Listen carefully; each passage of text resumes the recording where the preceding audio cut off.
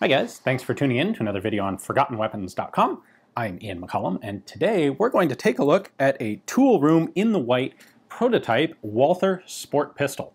This is a variation on the Walther Olympia, kind of on the 1936, the late pattern Walther Olympia. And what makes it very unique is it's actually chambered for the 32 ACP cartridge, or 7.65 Browning as it's often known in Europe.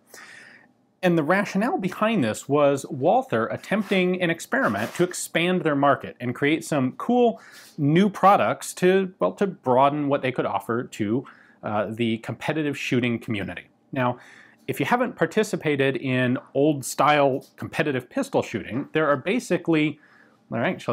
several different styles of competition, but among them is a type of competition where you compete with three separate guns: a .22 caliber rimfire, a .45 caliber centerfire, and an intermediate caliber centerfire, which is pretty much always 32, sometimes 38.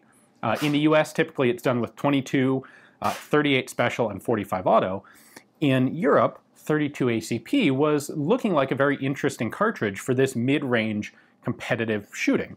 It was a cartridge that European gun makers were very familiar with, ammunition companies were very familiar with. It would be very easy to tailor specific competition loads for the 32 ACP. It was a nice, pleasant recoiling cartridge to shoot, and so Walther decided to experiment with a semi-auto version of the Olympia in 32. Now at the same time, and this would be like approximately 1936, maybe 35, maybe 36, they were also experimenting with the manufacture of a rapid-fire pistol. This is yet another element or another style of competitive shooting, one that actually persists, I believe, to this day in Olympic competition, and it's shot with 22 shorts, so really, really lightweight ammunition.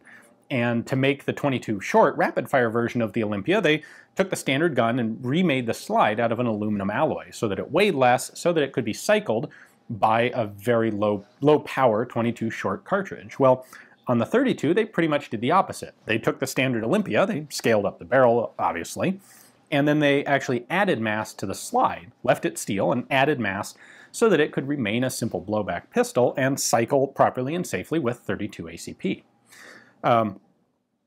What's interesting about this gun, it is actually serial numbered 5 under the grips, but still in the white. It appears to not really be complete. There are some odd tool marks on it, and yet it is fully functional. So let's take a closer look. So in making this pistol, Walther used the same basic frame as on the .22 caliber Olympias. It's the same width. The magazine well is a little bit wider to accommodate a .32 caliber magazine. It has a set of basic sights on it. However, that's pretty cool. This appears to be a fully functional gun, despite being in the white, and we have these cutouts for who knows why. They may have been experimenting with maybe like a delayed breech, delayed blowback style, maybe some sort of locking system, although probably not a locking system. This may have been a place where they could add or remove weight a little bit at a time to get just the right mass to the slide to get it to cycle properly. Who knows? But those two cuts on the side are interesting. Now the grip and the controls are obviously taken from the 1936 pattern Olympia. The grip is actually a bit wider at the back. It fills the hand better, I think better, than the .22 caliber Olympia does. But you can see here, obviously, the controls. In fact, the safety button and the mag button and the safety lever appear to be exactly the same parts taken straight from 1936 Olympia production. If we pop the magazine out,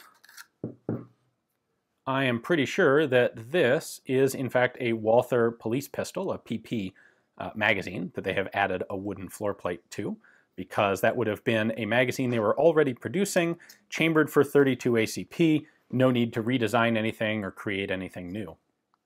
And then this cycles just like the Olympia. And it actually has a really nice trigger to it.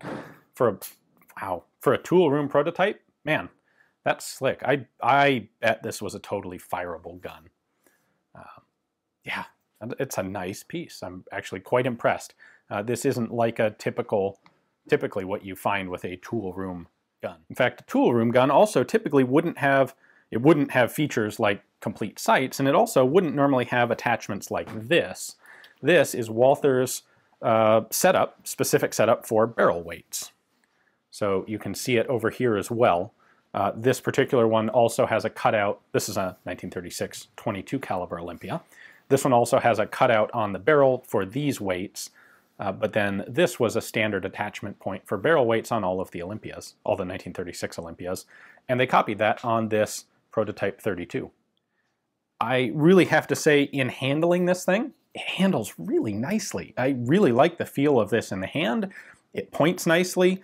It's kind of a shame they never put it into production. It would have been a neat pistol. Now, is it, good enough for someone to start reproducing today? No, probably not. We have a lot of other competition-style pistols like this. But I think Walther had a good thing going with this, and I suspect the reason that it never went into production was a combination of the oncoming World War II, which would obviously change the direction of Walther products for a while, and they probably came to the conclusion that there just wasn't enough market interest in a fairly specialized thing like this to make it worth the investment in production and R&D and tooling to manufacture. So such is life. That's what often happens with Toolroom sample guns, but it's really cool to be able to see this one and take a look at it and just get a peek behind the curtain at what might have been at Walther in 1936. Hopefully you guys enjoyed the video. Got to see a cool new competition gun here that never saw the light of day. Thanks very much for watching. If you enjoy seeing this sort of thing on the internet, please do consider checking out my Patreon page. It is the folks like you supporting me at $1 a month over there that really does make it possible for me to continue Forgotten Weapons, to travel, find these guns, and bring them to you.